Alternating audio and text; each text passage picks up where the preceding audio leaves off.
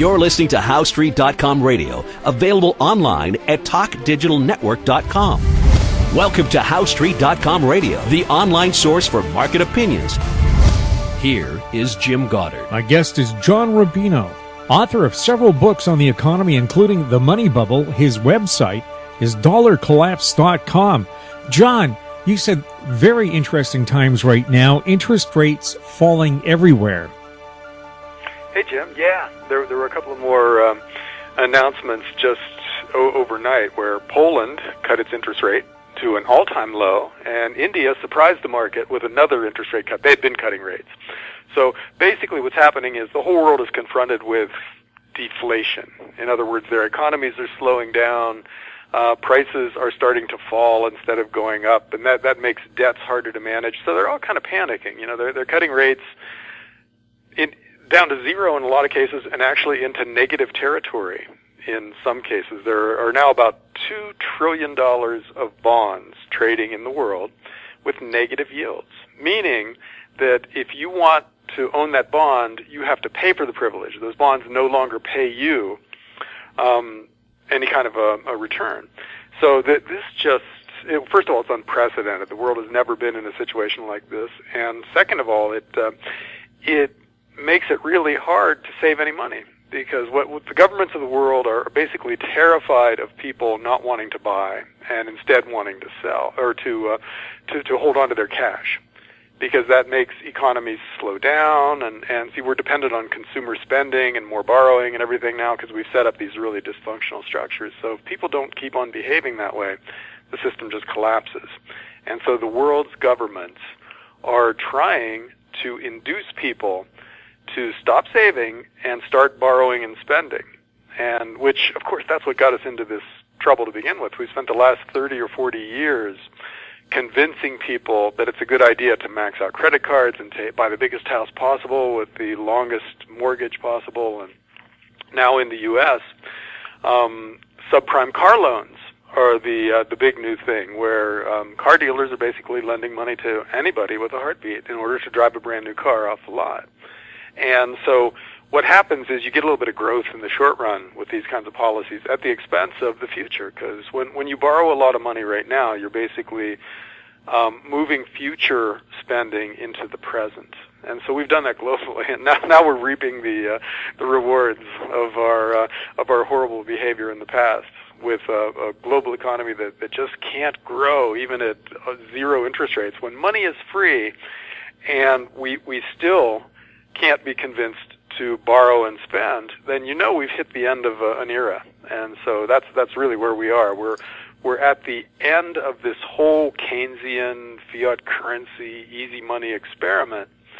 And because we've never done this globally before, we don't know exactly how it's going to blow up, but there's almost no doubt that with countries pushing their interest rates into negative territory, that some kind of an ending is imminent. So we get to live through it. But I just take a look at the one thing. The banks are getting their money for next to nothing. But if you hold a bank credit card, they're still charging you 29%. Oh, yeah. The banks, in a lot of cases, really love this kind of a regime, because they don't have to pay any money on their deposits anymore. And in a lot of countries, if you deposit money in the bank, which is to say if you loan money to that bank, the interest rate is zero, or in some cases less than zero. So the banks get free money. Then they get to turn around and invest it in, let's say you buy a car, and for 7 years you're going to pay 6 or 7 or 8% interest on that car loan. Well, if you continue to make those payments, the banks have this huge spread. They got the money for free, and they're making 6 or 7% off of you. And if you're carrying a credit card balance, they might be making considerably more. Like you said, credit cards sometimes yield 18, 19, 20%. And so for banks, this is paradise as long as people continue to make their payments. Of course, in Canada, in Canada, we have a class action lawsuit where they're trying to get the Bank of Canada returned to the people. Right now, the bank's lending money to the commercial banks at 0.75%. Well, if the bank belonged to Canadians, I would be able to get a loan at 0.75%. Not 3%, not 29%, 0.75%. Now, that would help me boost the economy, believe me. Are you saying that the economy is run for the benefit of big banks and rich people and not for the rest of us? Oh, my God. That's shocking. But, yeah, that is what it is now. The banks and their main customers have basically taken over the global economy. And so it's no surprise that the rules are skewed in their favor and against their smaller customers and working people and everything. And so it's good to see that Canada is standing up and demanding that this change. And one of the ways that this system can end is when enough people do that. Enough voters are willing to bring in people who are, for instance, in the Eurozone, anti-Euro, because that's one of the big mechanisms for financial repression out there. And in the U.S., vote in people who want to at least audit the Fed and maybe abolish it altogether.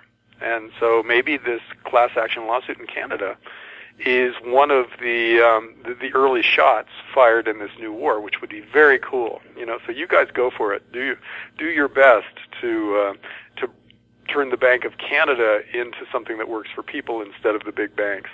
Well, Ellen Brown, also from California, said, why doesn't the U.S. do what they do in North Dakota? They have a state bank where they do exactly the same thing. They get their money for next to nothing, and they lend it out to people for their mortgages and to run their businesses at that rate.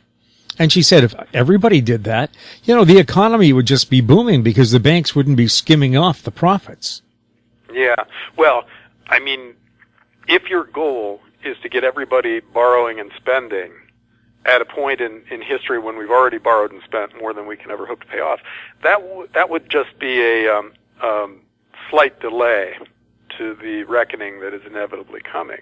But if the result was that it starved the big financial institutions that are basically, hedge funds, super aggressive, risky, dysfunctional institutions, if it starved them of cheap capital and equalized the availability of capital, then it would probably be a good thing because it would take away the incentive for these big banks to leverage themselves to the hilt and play all these casino-like games in the markets and manipulate the markets and do the things that are bringing us to the point of ruin.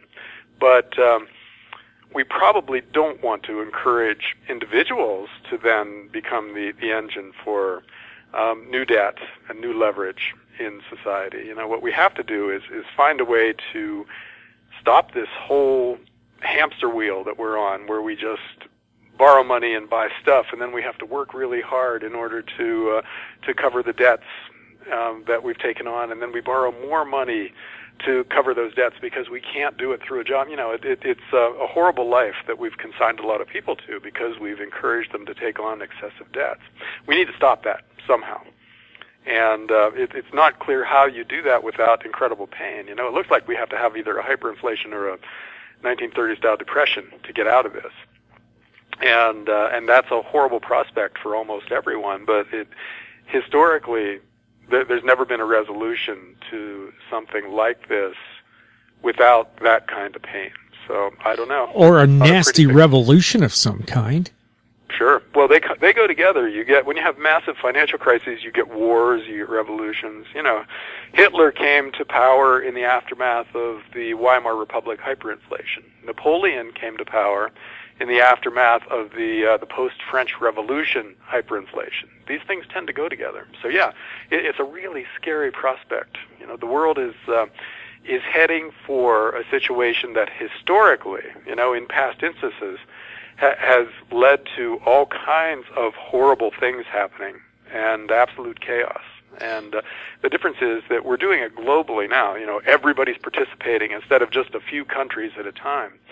And that makes it potentially way bigger. Oh, and of course, technology has given us weapons that are just orders of magnitude nastier than anything we've seen before, and they've never been used on a vast scale. So, yeah, when you start listing the things that can go wrong, Jim, you come up with so many terrifying scenarios. Well, here's a little history. They always say, you're doomed to repeat history if all the mistakes, if you don't pay attention to what's happened in the past. Well, Afghanistan has never been successfully conquered by anybody. Vietnam never has. China hasn't. And Russia hasn't. Now, if you just take a look at that, do you think you're going to do any better today? Yeah. And, these are countries that historically just will not be conquered. Invaders can come in, but they get kicked out after a while. Yeah. Well, in the Middle East, we've been intervening there since after World War I when... How about the Crusades? Yeah. Well, actually, true. That's true. You can go back to the 12th century if you want to really catalog our interventions in the Middle East, none of which worked, yeah. But, more recently, in just the 1950s, Iran democratically elected a president who decided that the big international oil companies weren't doing well by his citizens and wanted to nationalize the oil companies. So we sent the CIA in to start a revolution which got him thrown out of office and killed, and installed a military dictatorship with one of the worst police state apparatuses that have ever been seen.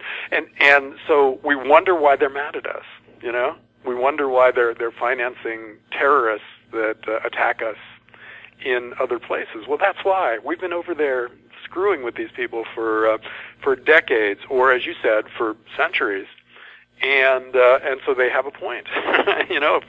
If we want peace in the world, probably the first step is to just get out of there, defend our borders, but let the rest of the world work out its own problems. And the oil markets will take care of themselves. We could, for the price of just the last two Iraqi invasions, the U.S. could have solved its energy issues. $2 trillion would put solar panels on every Sunbelt roof and push the research of new battery technologies to the point where we can be driving electric cars. It would have given us the market we'll have in 2035 today, and we wouldn't need Middle Eastern oil. But we didn't do that. So we're reaping the whirlwind that we've sown in previous years' stupid mistakes. We'll have more with John Rubino right after this. More and more people are looking to the Internet for intelligent, riveting, and thought-provoking interviews. To advertise on the Goddard Report and TalkDigitalNetwork.com, call 604-699-8600, 604-699-8600. Welcome back. We're speaking with John Rubino. His website is dollarcollapse.com. The U.S. dollar is doing terrifically well right now in comparison to everybody else. But how much longer will that continue? Well, that's the question. Right now, the U.S. is benefiting from the fact that the rest of the world is in turmoil. Europe is dropping into a recession that they're having to counter with extremely easy money. So they're beginning a new quantitative easing program, and so they're pushing down the value of the euro, which is the same thing as saying they're raising the value of the dollar. Japan is buying up basically all the massive amounts of debt that the government is creating over there, again, to push down the value of the yen versus the dollar. So the dollar is in a stage where everybody else's policy is to make the dollar go up by making their own currencies go down. And so temporarily the dollar is kind of the only game in town. But that is a process that contains the seeds of its own negation, because as the dollar goes up, it makes it harder for us here to sell things to the rest of the world, because our stuff is priced in dollars, which means the cost of something that I'm trying to sell to you is now 15 or 20% higher than it was a year ago. And that means our export industries are going to suffer, corporate profits are going to fall, and at some point that's going to impact the stock market, which will then cause Americans to feel less rich and spend less, and the economy will slow down, and then we will have to counter that with even easier money, lower interest rates, and more currency creation to buy back government bonds. And so the cycle will begin again with the U.S. having the weaker currency.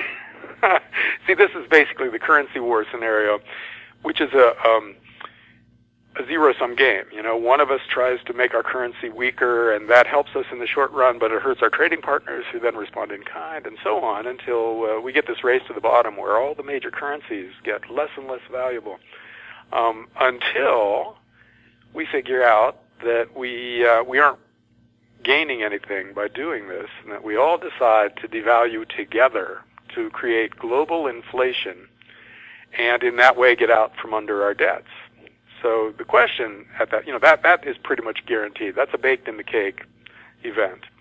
But the question is, what will we devalue against? Will we all go back on some kind of a gold standard, but with $10,000 an ounce gold, so that our currencies are worth way less? So that means in the U.S., milk is $7 a gallon, and bread is $6 a loaf, and gasoline is $10 a gallon. All the purchasing power of the dollar goes down, so all the necessities of life become much more expensive, but so our debts also become easier to manage. And so we have this burst of inflation, and then presumably we can start over with a sound currency. That's the best case scenario, assuming that there's not a world engulfed in chaos when all this is trying to happen. But who could buy goods at those prices, considering that the corporate world in North America and around the planet has given people 1% and 2% wage hikes a year, when the real inflation rate is anywhere between 5% and 10%. Mm-hmm. So if you have hyperinflation, how can people buy that? Well, we all get, with the stroke of a pen, we all get much poorer. That's basically what a mass currency devaluation means. So our savings, to the extent that we have any savings, will buy us much less in the future. And the benefit, though, is that our debts, to the extent that we've taken on a lot of debts, can be paid back much more easily. Because, if we owe $100,000 today and we cut the value of the dollar by 50%, we only owe, in real terms, $50,000 after that. So borrowers benefit from this. Savers are hurt by this. And that's basically what the government's telling us. By pushing interest rates down to zero, they're saying, saving is not a good thing to do for the next few years, because we're only really going to screw you later, Now it's bad, it's going to be even worse later, so borrow a lot of money. Well, the European Central Bank said the reason they have negative interest rates is they don't want people to, quote, hoard money. Yeah. There used to be a time, not so long ago, when hoarding money was called saving. And saving was considered a good thing. It was how you build up capital for future investment. It was how you saved for retirement. It was how you made sure your kids were going to be cared for in case anything happened to you. That was what saving was for, and it was good. Now we've reached the point where these governments have so totally distorted the world by borrowing too much money and encouraging everybody else to borrow too much, that saving is a bad thing. It's hoarding. and that's yet another sign that we're in the end times now for this financial system, because once you start relabeling good things as bad things and encouraging people to behave in ways that used to be considered bad, borrowing too much money used to be considered a dissolute, a sign of corruption. And now it's considered societally valuable, while saving is hoarding. That's being antisocial. And so once the language is corrupted, then there isn't much left to do. The system has to spin out of control. It's just like the book 1984, where the opposite is true. War is peace. Ignorance is knowledge. Yeah. So we're there now in terms of economics, where saving is hoarding and borrowing is consuming, a good thing. So, yeah, it's gone on a lot longer than it should have, but we are certainly reaching the point where there isn't a whole lot more that can be done. How much further into negative territory can we push interest rates? We're going to find out, but we know there's a limit. And we don't know what that limit is because we've never tried this before, but common sense says the limit isn't too far into negative territory. That, negative 2% mortgages, when we get there, that we're in the twilight zone. and that crazy stuff will ensue. We just don't know exactly what kind of crazy. But in reality, we are in negative interest rates here in Canada and the U.S. because of the service fees the banks charge you on your bank account. They might pay you 1 or 2% interest if you're lucky on your account. But if you look at how much they charge you to hold that account, they take away more money than they give you. So in reality, we're already in negative. Yeah. Saving is already a losing proposition for a lot of people. I mean, my father-in-law is a perfect example of this. He's got a lot of cash. He's 85 years old. He should have a lot of cash, and yet his cash doesn't pay him anything. So whatever he spends comes directly out of principal. He's eating into his savings now instead of generating income that should sustain him if he lives a lot longer, and he probably will. It's a long-lived family.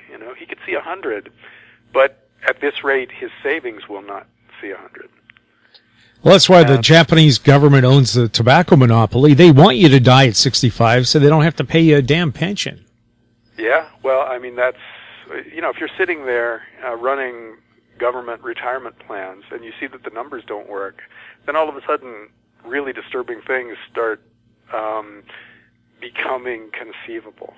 And when somebody dies at 65 after having paid into their version of Social Security for a lifetime, that's a net plus for the government. So it's not as outlandish as it sounds that they would look upon things that kill people early favorably just because otherwise they're looking at a financial crisis that reflects badly on them. So yeah. the world is just going to get crazier and crazier until this is resolved. And so hopefully the resolution happens sooner rather than later because, we don't have a choice of happy days or hard days. We only have hard days ahead of us. Better to get it over with, let it happen. Let us resolve this debt in some kind of a fairly quick and dirty way so we can start over again. And then we have the interesting argument about what we want to rebuild from the rubble. Because right now politics, I'm not sure what Canadian politics are like, but I know politics in the U.S. are completely vacuous. The two major parties have no solutions, and they're nibbling around the edges and calling that a major political debate, but it's not, Well, the province of BC claims to have a balanced budget. The federal government claims it's going to have a balanced budget, even though they're going to rob the rainy day accounts to do it. But the thing is, they're still doing it. But can a little place like Canada, where, the total population is less than California, versus the world, even if every province and the federal government balances their budgets, can it hold out against a world that has spent its future well into the, 50, 60 years from now? They'll still be paying debts that were run up 50 years ago. Yeah. Well, a lot of countries with relatively balanced budgets, close to balance, are not counting their unfunded liabilities, too. And I don't know how Canada does it, but I know in Europe, they don't count unfunded liabilities, which is money they should have put away today in order to fund future government pensions. And if you include those numbers, their budgets are radically out of balance. In the U.S., we would have a budget deficit of $5 or $6 trillion a year if we were accurately accounting for our unfunded liabilities and other stuff. And that could be an issue in Canada too. I'm not sure. And you guys also, you've had really good finances because oil prices have been so high. A resource-based economy does great in times of high resource prices, but that's flipped on its head now. Now we have low resource prices. And that presumably is making it harder for you guys to balance your budget and cover the spending that's needed. So a deflationary scare is a very bad thing for a country like Canada, and makes it much harder to run a sound system. So that's probably of course, yes. The federal government was counting on Alberta to continue booming, and now the experts are telling us Alberta is going to be in recession for at least 2 years. Yeah, and you guys also, and in a related development, you had a real estate bubble in Vancouver that probably generated massive capital gains for the government. And now that's kind of reversing out, I understand, and prices are starting to either flatline or go down. And when a real estate bubble shifts into reverse, and people are generating, losses on their houses and walking away from them, we saw that in the U.S. a decade ago, and it's a very, very ugly situation for all concerned. Well, as that Chinese curse said, may you live in interesting times. We it keeps us in business. Yeah, it's a lot to talk about, and it will only get more interesting from the Chinese proverb point of view as time goes on. We're going to have a couple of years when every week there's going to be some new amazing thing that just happened out there. Can you believe this? So we'll have a lot to talk about. It'll never be boring, Jim. And how can individuals pay for things when robots are going to take over all the jobs in 5 years? Oh, no, the whole technology thing is a completely different and in some ways even more scary thing, which do we have time to talk about it? If we do, it's a fascinating subject. I believe, John, we have another show to do in 2 weeks' time. Okay, let's talk robots. We'll talk robots. Yeah. I like your oil level. Something stupid like that. John, thanks a lot for chatting with us. Sure, Jim. Anytime. My guest has been John Rubino, author of several books on the economy, including The Money Bubble, his website, dollarcollapse.com. You're listening to HowStreet.com radio. Find us on Twitter at Talk Digital Net. Check out our popular YouTube channel, Talk Digital Network. Comments about the show can be sent to info@HowStreet.com. And if you have a question for somebody like John Rubino, please send it along to that site. I'm Jim Goddard. Comments made on HowStreet.com radio are an expression of opinion only and should not be construed in any matter whatsoever as recommendations to buy or sell any financial instrument at any time. Available online at TalkDigitalNetwork.com. HowStreet.com radio is a production of HowStreet Media Incorporated.